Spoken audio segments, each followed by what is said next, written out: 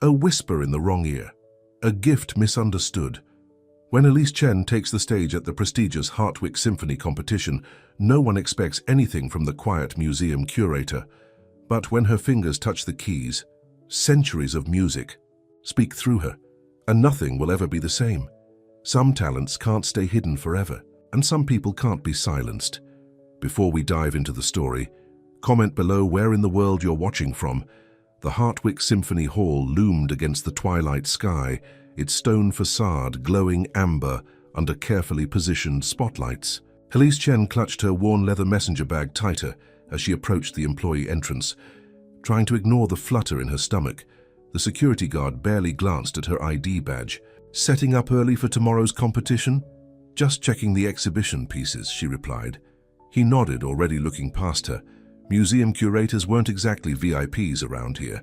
The marble floors amplified her footsteps as Elise made her way to the historical instrument collection, her domain, the place where she disappeared into history, while the real musicians commanded the spotlight.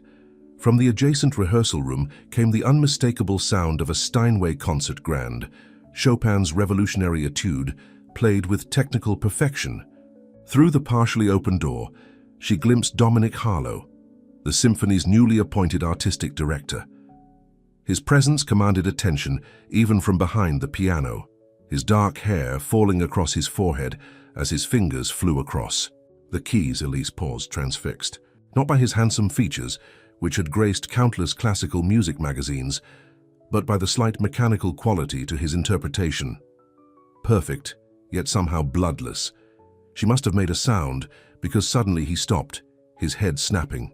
"Up, can I help you?" His British accent was crisp, irritation barely concealed. "Sorry," she stammered. "I'm just here to check on the exhibition pieces for tomorrow." His eyes narrowed slightly. "You're the curator. Ellen, is it?" "Elise. Elise Chen." He nodded dismissively. "Well, Elise, please ensure the exhibition doesn't distract from the competition. These young pianists deserve our full attention." "Of course." Her voice came out smaller than she intended. As she turned to leave, his phone rang. She couldn't help overhearing his side of the conversation. "Yes, I've reviewed all the finalist applications. No, nothing particularly revolutionary. The Korean girl has potential but lacks emotional depth. The others are technically proficient but uninspiring." Elise slipped away, her cheeks burning. She knew exactly how it felt to be dismissed so easily. In the exhibition hall, she lovingly adjusted the display of historical keyboards, a 1780 fortepiano, an 1850s Erard concert grand, and other treasures she'd helped acquire. Her fingers lingered on the fortepiano. Nobody would be here for hours. She sat down carefully, placed her hands on the keys and began to play, softly at first, then with growing confidence. Mozart's rondo in a minor flowed from her fingers, the instrument responding to her touch.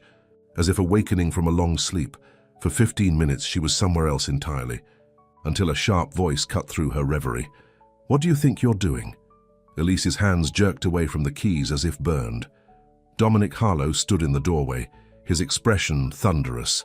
"These are priceless artifacts, not toys for amateurs." "To dabble with," he snapped. I know how to—" The words tangled in her throat. "Save it, just make sure everything's ready for tomorrow. And don't touch the instruments again." He strode away, leaving Elise shaking with humiliation and anger. What she couldn't tell him was that she'd studied piano performance at Juilliard before anxiety had derailed her career. That she understood these historical instruments better than anyone, not just their history, but their souls. But what would be the point? People like Dominic Harlow never really looked at people like her. The next morning, the symphony hall buzzed with activity. Elise stood by her exhibition, answering questions from early arrivals about the historical keyboards. She'd worn her best outfit, a simple black dress with a jade pendant, but still felt invisible among the glittering crowd. Dominic swept by with the board members, not even glancing her way. Behind him trailed Miranda Evans, the symphony's marketing director, elegant in pearls and a tailored suit. "Elise," Miranda called, breaking away from the group. "Could you fetch more programs from my office? We're running low already." It wasn't her job, but Elise nodded. "Of course." As she returned with the stack of programs, she overheard Miranda speaking to a group of patrons. "Oh, the exhibition? Just something to occupy the lobby. Our curator has quaint ideas about music history," she laughed. "But Dominic has real vision for the symphony. His programming this season is revolutionary." Elise slowed her steps, the programs heavy in her arms. "Speaking of which," Miranda continued, "wait until you hear the young pianists today. Dominic personally selected the finalists. All from prestigious conservatories, I assume?" asked an older gentleman. "Naturally. We maintain certain standards." Elise placed the programs on the table and slipped away, cheeks burning. She'd once been one of those promising students before panic attacks had stolen her career. Now she was just the invisible woman who cared for old instruments. During the lunch break, Elise escaped to the small staff room, seeking a moment's peace. She was surprised to find Sofia Reyes, one of the competition finalists, pacing nervously. "Sorry," the young woman said, her accent revealing Puerto Rican origins. "I just needed somewhere quiet." "It's fine," Elise replied. "Nervous?" Sofia nodded. "Mr. Harlow just told me my Bach interpretation was interesting but misguided." Elise winced. "Don't let him get to you. Your technique in the preliminaries was beautiful." "You were watching." Sofia looked surprised. "I always watch from the back. I used to play a long time ago." Before Sofia could respond, the door swung open and Dominic entered with Miranda. "Sofia, there you are," he said. "The judges had some concerns about your technical approach to the Bach. I've taken the liberty of marking your score with suggested fingerings." He handed her some sheet music, then noticed Elise. "Ms. Chen, shouldn't you be minding your exhibition? I was just heading back," Elise murmured. Miranda smiled thinly. "Actually, Elise, there's been a small issue. One of the judges' wives is interested in early keyboard instruments and asked for a guided tour during the next session. I told her our curator would be delighted to help. But that's when the final round begins. I was hoping to... It's just... One performance you'll miss," Miranda cut in. "I'm sure these young virtuosos will survive without your assessment." Dominic chuckled. "Indeed. Better to stick to what you know, Ms. Chen." Sofia glanced between them, clearly uncomfortable. Elise straightened her shoulders. "Of course, I'll be happy to provide a tour." The afternoon dragged as Elise guided a disinterested board member's wife through the exhibition. By the time they finished, the final round was nearly over. She slipped into the auditorium just as the last competitor, Sofia, walked onto the stage. The young woman looked terrified, her hands visibly shaking as she approached the piano. Elise's heart went out to her. She recognized that fear, the paralysis that had ended her own career. Sofia began playing Chopin's Ballade No. 1, but something was off. She was following Dominic's markings, not her own instincts. The performance was technically correct but lifeless. When she finished, the applause was polite but restrained. Elise saw Dominic shake his head slightly, whispering something to the judge beside him. The announcement of winners was swift and predictable. An intense Korean young man took first place, while Sofia wasn't even called for honorable mention. Elise watched her slip away from the reception, shoulders hunched in defeat. "Not surprising," said Miranda, suddenly beside Elise. "Dominic said she didn't have the right background. These kids from non-traditional music schools just can't compete." Elise bit her tongue. Sofia had attended a state university's music program, not an elite conservatory. "What school did you attend, Elise?" Miranda continued, sipping champagne. "For museum studies, I mean." "I was actually at Juilliard for piano performance before I switched to musicology." Miranda nearly choked on her drink. "You? At Juilliard?" Dominic joined them, catching the last exchange. "Really? What made you abandon performance? Realized you weren't quite good enough?" His words hit like a physical blow. Before Elise could respond, the board chairman tapped a glass for attention. "Before we conclude tonight's festivities, I have an exciting announcement. Next month, to celebrate our symphony's centennial, we're hosting a special gala featuring historical keyboard performances. Dominic has graciously agreed to demonstrate several instruments from our collection." Elise froze. Dominic on her instruments? He was a modern pianist with no training in historical performance practice. The chairman continued. It will be an unprecedented opportunity to hear these ancient instruments brought to life by a true master. Dominic smiled smugly. I'm looking forward to showing what these relics can really do in capable hands. Something snapped inside Elise. Excuse me, she said, her voice carrying more than she intended. Those instruments require specialized technique. They're not just antique versions of modern pianos. The circle around them went quiet. Dominic's smile hardened. I'm well aware of the differences, Miss Chen. I've played period instruments before. Then you know that the fortepiano requires a completely different touch than a modern Steinway. The action is more sensitive, the pedaling technique. Are you suggesting I'm not qualified to play them? His voice was dangerously soft. Elise swallowed hard. I'm saying these instruments deserve authentic historical performance practices. And I suppose you think you could do better. He laughed, and several others joined in. The board chairman looked uncomfortable. Elise, I'm sure Dominic has this well in hand. Actually, Elise heard herself say, I could demonstrate the differences right now. The words hung in the air. What had she done? Dominic's eyes narrowed. By all means, Ms. Chen, let's see this expertise of yours. There was no backing down now. Heart pounding, Elise led the group to the exhibition hall where her beloved instruments waited. The modern piano requires weight and pressure, she explained, trying to keep her voice steady. But the fortepiano responds to speed and release more than weight. Dominic gestured to the instrument. Show us. Elise sat down, terrified but determined. It had been years since she'd played for an audience. Her hands shook as she placed them on the keys. Focus on the instrument, not the people. She began with a Mozart sonata. The fortepiano responded to her light, articulate touch, its voice clear and expressive under her fingers. The music flowed through her, and gradually her fear receded. This wasn't about her. It was about the music, the instrument, the history she was bringing to life. When she finished, there was silence. Then Dominic stepped forward. Technically adequate, but rather academic, he said dismissively. Allow me. He sat at the fortepiano and began to play the same piece, but with a modern, pianist's approach.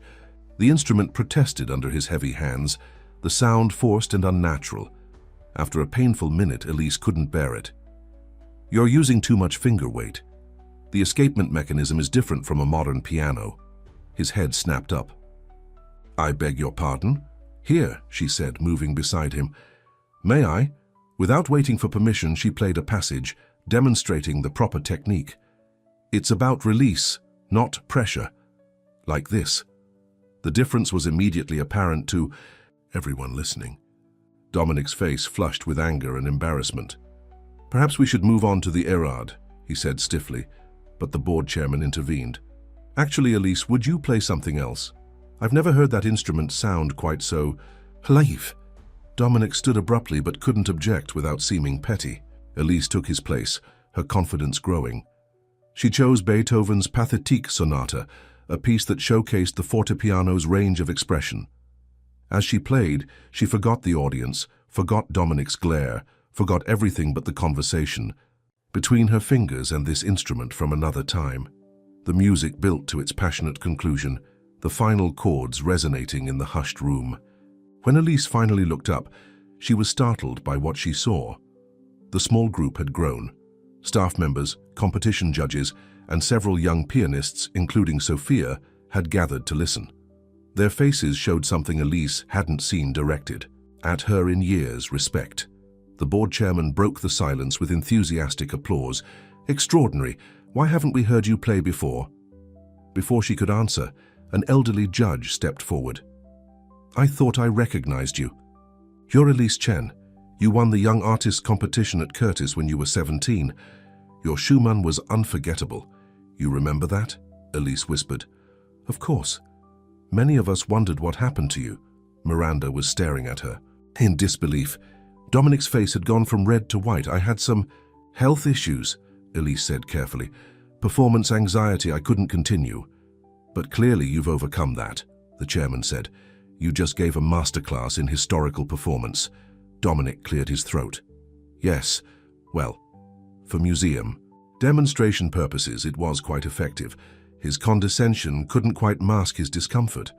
"More than effective," said another board member. "It was revelatory. Dominic, no offense, but I think we've found our soloist for the historical instrument portion of the gala." Dominic's jaw tightened. "That's hardly an excellent idea," the chairman cut in. "Elise, would you consider it? A full program on different historical keyboards?" Elise's heart raced. Could she really return to performance after all these years? The thought was terrifying and exhilarating. I would need to think about it," she managed. "Of course, take your time," the chairman said. "But not too much time. We'll need to start rehearsals soon." As the group dispersed, Sophia approached her. "That was amazing," she said. Would you maybe be willing to give me some feedback on my Bach? I think I've been playing it all wrong." "I'd be happy to," Elise replied, warmth spreading. Through her chest, only Dominic remained, his expression unreadable. "I seem to have underestimated you, Ms. Chen." "Most people do," she said quietly. "Don't get too comfortable in the spotlight. Performance requires more than technical knowledge. It requires resilience." His words were meant to sting, to remind her of her past failure. But strangely, they had the opposite effect. She'd just played for an audience for the first time in years, and survived. More than survived, she'd excelled. "Thank you for the reminder, Mr. Harlow. I'm well aware of what performance requires." He frowned, thrown by her calm response. "We'll see," he said finally, and walked away. Elise's apartment felt different that night, smaller somehow, as if she'd outgrown it. She sat at her upright piano, running her fingers over the keys. Her phone buzzed with text messages from colleagues who'd witnessed her performance. Word had spread quickly. Even the symphony's social media accounts had posted about "our curators," hidden talents, with a photo someone had snapped of her at the fortepiano. The panic she expected hadn't materialized. Instead, she felt a strange calm, as if something long dormant had finally awakened. Her therapist had told her that exposure was the only way through anxiety. Maybe this unexpected challenge was exactly what she needed. She began to play, tentatively, at first then with growing confidence. The sound of her modest piano filled the apartment, no longer confined to late nights when neighbors wouldn't hear. By morning, her decision was made. The weeks that followed transformed Elise's life. She spent her days curating the exhibition, as always, but her lunch breaks and evenings were devoted to practice. The symphony had granted her access to the historical instruments after hours, and she made full use of it. Not everyone was pleased with her new role. Dominic maintained a frosty politeness, while Miranda seemed perpetually surprised by Elise's competence. But others embraced the change, especially Sophia, who had become something of a protégé. "Your Bach sounds much more natural now," Elise told her after one coaching session. "You're letting the music breathe." "Thanks to you," Sophia replied. Mr. Harlow wanted everything precise and controlled, but it felt wrong. "Different traditions have different values," Elise said carefully. "But ultimately, you have to find your own voice." "Is that why you stopped performing, because someone tried to change your voice?" The question caught Elise off guard. "No. I stopped because panic attacks made it impossible to continue. I'd freeze on stage, forget entire sections. I have music, but you're not freezing now." "No," Elise realized, "I'm not." As the gala approached, marketing materials featured Elise prominently, much to Miranda's chagrin. "The board is quite taken with this hidden gem narrative," she complained to Dominic within Elise's earshot. "As if we discovered her, rather than her hiding in plain sight all these years." Dominic's response was too quiet to hear, but his expression spoke volumes. He'd been forced to acknowledge Elise's expertise in historical performance, but he clearly resented it. 3 days before, the gala disaster struck. Elise arrived to find water damage in the exhibition hall. A pipe had burst overnight. The modern instruments were unharmed, but the fortepiano had been directly beneath the leak. "It's not ruined," she told the frantic chairman after inspection, "but it needs immediate attention from a specialist. The action mechanism is compromised." "Can it be fixed in time?" "I've called Anton Breyer. He's the best fortepiano restorer on the East Coast. But even if he comes today, it's going to be close." Dominic appeared, surveying the damage. We should cancel the historical portion of the program. We can't risk it. The fortepiano is just one instrument, Elise objected. The others are fine. The fortepiano was the centerpiece. Without it, the program doesn't make sense. The chairman looked between them. What about borrowing another fortepiano? At 3 days' notice? Dominic scoffed. Impossible. Actually, Elise said slowly, I might know someone. A collector in Connecticut with a 1795 Walter fortepiano. It's magnificent, better than ours, honestly. And you think they'd lend it to us just like that? Dominic's skepticism was palpable. I restored it for him 5 years ago. He trusts me. The chairman brightened. Make the call. By that afternoon, arrangements had been made. The Walter fortepiano would arrive the following day, giving Elise just one rehearsal with it before the performance. When the instrument was delivered, Elise felt like she was greeting an old friend. She'd spent months restoring it, learning its every detail. Now it would be her partner on stage. As she practiced that evening, alone in the concert hall, she felt a presence behind her. Dominic stood in the shadows, listening. It's a beautiful instrument, he said when she paused. Much more responsive than ours. Yes, the Viennese action is exceptional. An awkward silence fell between them. Why didn't you tell anyone about your background? He finally asked. Elise's hands rested on the keys. Would it have mattered? People see what they expect to see. I expected competence from our curator, not this level of artistry. It wasn't quite an apology, but it was something. Elise nodded. Acknowledgement. For what it's worth, he added. Your program is well constructed. The progression from Bach to Mozart to Beethoven on different instruments, it tells a story. That was the idea. Another pause. Well, I should let you continue practicing. As he turned to leave, Elise surprised herself. I could use some feedback on the Mozart, actually, if you have time. He hesitated, then walked toward the piano.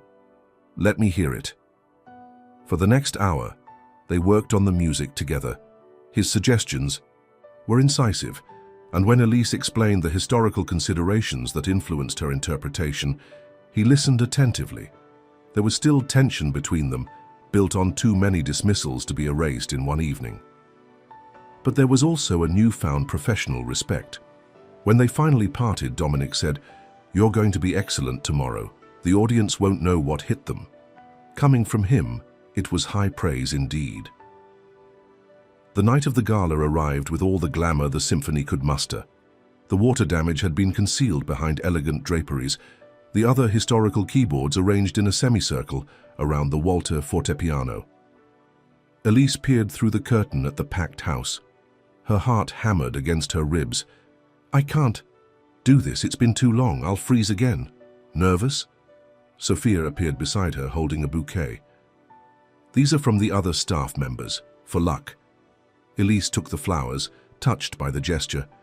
Terrified, actually. Remember what you told me about Bach? Find your own voice. What, Ms. Chen? The stage manager appeared. 5 minutes. Sophia squeezed her hand. You've got this. We're all rooting for you. The chairman's introduction was mercifully brief. Then it was time. Elise walked onto the stage, the spotlight momentarily blinding her.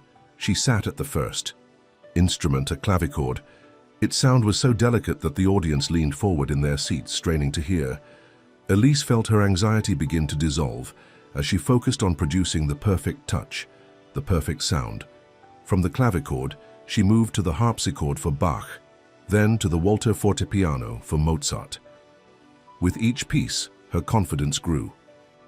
This wasn't about her. It was about the music, the history, the connection between past and present. For the finale, she played Beethoven's Moonlight Sonata on the Erard. As the final notes faded, there was a moment of perfect silence. Then, the audience erupted into applause. Elise stood, slightly dazed as people rose to their feet. In the front row, she saw Sophia beaming. The board members looked triumphant. Even Miranda appeared genuinely impressed. And there was Dominic applauding with the rest, a complicated expression on his face, respect mingled with something like regret. As she took her bows, Elise felt tears threatening. Not from fear or anxiety, but from the pure joy of reconnection with her first love, performance. Backstage was a blur of congratulations and champagne. The chairman cornered her with the dean of a local music school. "We've been discussing a potential artist-in-residence position," he said. "Someone to bridge our education and performance departments, focusing on historical keyboard practices." Elise blinked in surprise. "You want me to teach and perform? Quarterly recitals, masterclasses, the works?" Before she could respond, Dominic approached.